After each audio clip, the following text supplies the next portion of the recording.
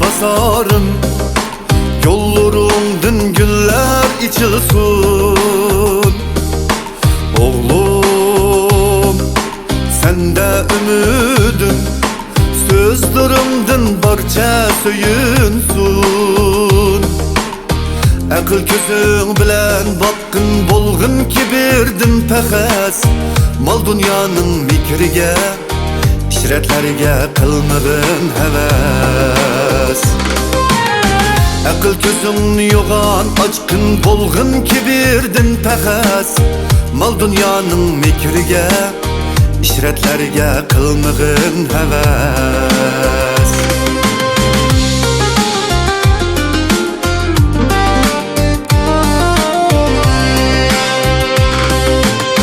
Yaxşı adem buluş asan, ak gümüllük bolsala yeter.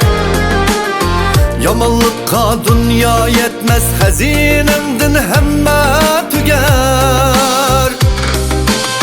Yaxşı adem buluş asan, ak gümüllük bolsala yeter. Yamanlıkka dünya yetmez, hazinemdin hemme tüger.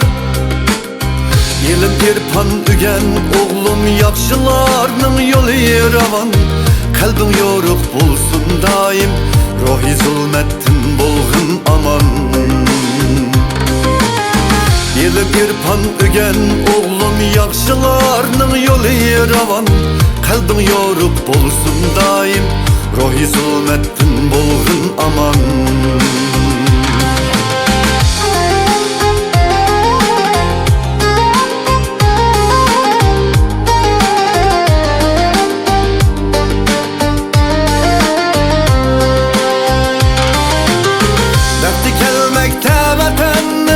Kelgüsün andin güzel.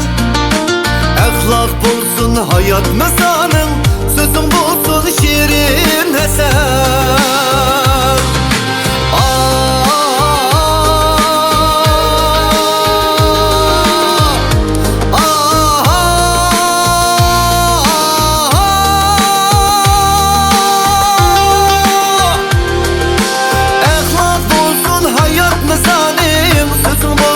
Şirin eser.